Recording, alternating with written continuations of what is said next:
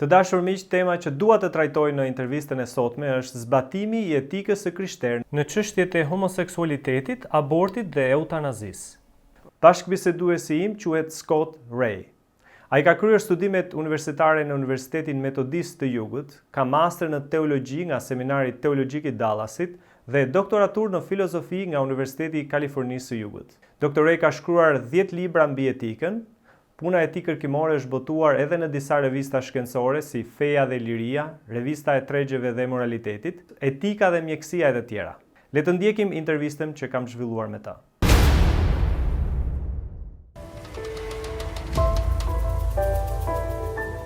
Dr. Rae, I really appreciate for making time to have this conversation together. Well, my pleasure, brother. Thank you. Thanks for having me on.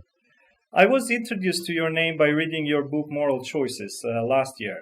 I have not read many books like this that present the strongest arguments even for the side that you oppose. I appreciate that. I tried hard to be fair because just setting up straw men doesn't help anybody. Yeah. It really shows an integrity of the kind of scholarship you do. Well, the reason I make this comment about the book is not just to compliment you, but also because I'm basing my conversation today on this book. And well, I appreciate the free publicity for it too. But there are 3 ethical issues for which I would like your inputs for our viewers in Albania. And these topics are homosexuality, abortion, and euthanasia. I would like to start with some questions concerning homosexuality. In your book, after you define the term homosexual, you list some myths that people believe about homosexuality. Could you briefly mention some of them here? Yeah, I think there are several. Well, I think probably the most common one is that homosexuals have some sort of behavioral things that identify them, like being effeminate or, traits like that. That's not true. I mean, we've had gay people come out in the National Football League and, in other places where you might not expect them. So that stereotype, I think, that's a hard one to maintain. The other myth, I think, is that a homosexual orientation is something that you were born with in terms of being hereditary. And at present, there's not a lick of evidence to suggest that there's any genetic connection to a same-sex sexual attraction or orientation. That doesn't mean that homosexuality is chosen. I think for most, their sexual attraction is something that they discover, as opposed to deliberately choosing it. Now they can choose to nurture it. That's different. But I think generally it's something that occurs developmentally as a person grows up. And I understand what people mean when they say they've never experienced anything else but that. But we have a lot of traits that we all have in our lives that we have never known anything different than those traits. But it doesn't mean that we were born with them or in a sense that it has a genetic connection. Yeah, can you elaborate some more on the factors that lead to homosexuality? Well, it's really hard to really hard to generalize on those. But some of the things that seem to be in common are a couple.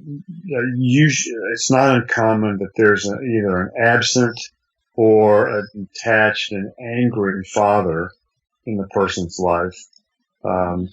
And another trait they typically, I know there are exceptions to this, of course, but another trait they tend to have in common is that the rituals that we have in many cultures of boys becoming men or girls becoming women are not often experienced well. So that can have an impact as well. And it may be that, it's not uncommon for people to do, a fair amount of sexual experimenting when they're in adolescence. And if some of that sexual experimenting happens with someone of the same sex and is a good experience, that often is a factor that's in common too. I wouldn't want your listeners to be misled though.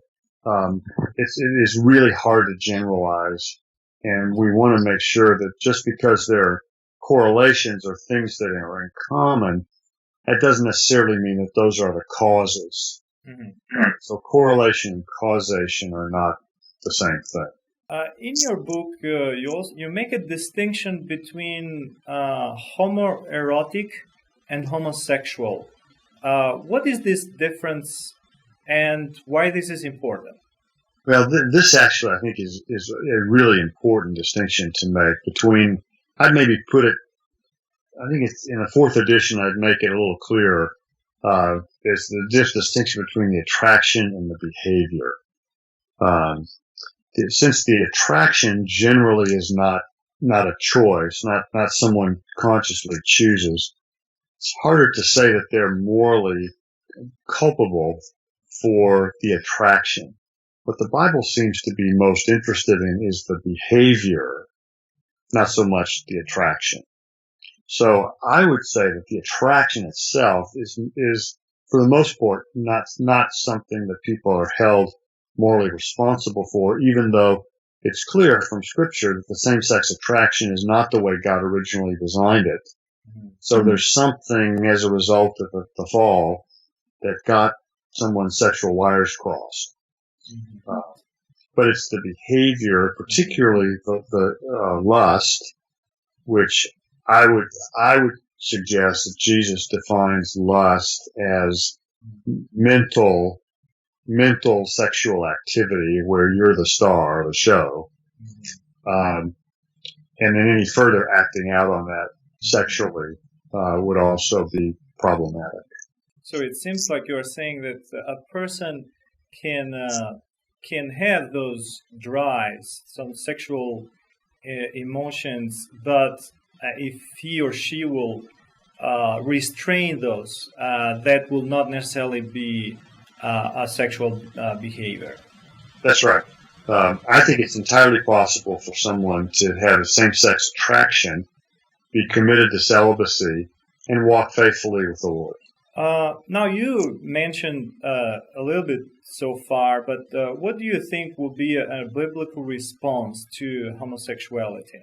I think first, we need to have a heightened compassion for those who are wrestling with their sexual orientation. This would include folks who wrestle with a transgender, orientation as well. And I think we need to be clear about what the Bible teaches about the behavior. But I think for lots of people, lots of gay people who want to take Christian faith seriously, they don't feel like they have the option to do that. And that's, I think, a huge problem, because our churches need to be more welcoming places for folks who would say they are gay, but are committed to being faithful to Scripture, mm-hmm. and committed to celibacy. Mm-hmm. And I think our churches need to be a place where, single adults, unmarried adults can form the kind of really rich friendships and intimate attachments that they need. It's possible, so people can live without sex, but they can't live without love and intimacy. And for those that say that you have to have sex to be a fulfilled human being, I think the model of Jesus suggests something different than that. I think for a Christian to say that I can't have a flourishing life without sex is a really hard position to maintain in view of the example of Jesus. Yeah, I appreciate the way you put it. People can live without sex, but they cannot live without affection and love. So that's a great insight. And our churches need to be at places where they have opportunities to pursue those. I think you also develop in your book also arguments that go against homosexuality that come outside of the Bible. Could you mention some of them? Yeah, I think historically, this is in the big picture historically, but when the more traditional family a husband and a wife who are married to each other, living under the same roof, raising children. Regardless of how extended the family gets in some cultures. And I think it was rather extended like that in biblical times too. But the basic family unit of a husband and wife who are mother and father to the children living together under the same roof. Whenever that has been, what's the best term? Whenever that has been under assault, it's not gone well culturally. I think, you think back to the fall of the Roman Empire. I think you can look at some of the things going on in our day, since the 1960s in the United States and in Europe, where the family has been under assault. And I think that, for the LGBT movement to succeed, they have to downplay and undercut the traditional family model. And that's, I think, had disastrous consequences in Europe and throughout the West, at least in the last 40 or 50 years. So I think that would be one. I think I would also see, I think there's a natural law argument that suggests that God designed male and female to fit together sexually, not same sex, given the propensity of bad outcomes that have happened medically over the years. So I think there's probably a public health thing that you could suggest. There are things to think about even outside of what the Bible teaches.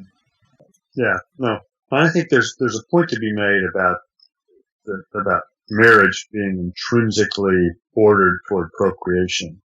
That's not the only good of marriage. It is one that's intrinsic to it. So that's why, I think you can make an argument that, regardless of, you can call same-sex relationships whatever you want. And if the government wants to legalize them, then so be it. But just don't call it marriage. Because a same-sex relationship cannot be intrinsically ordered toward procreation.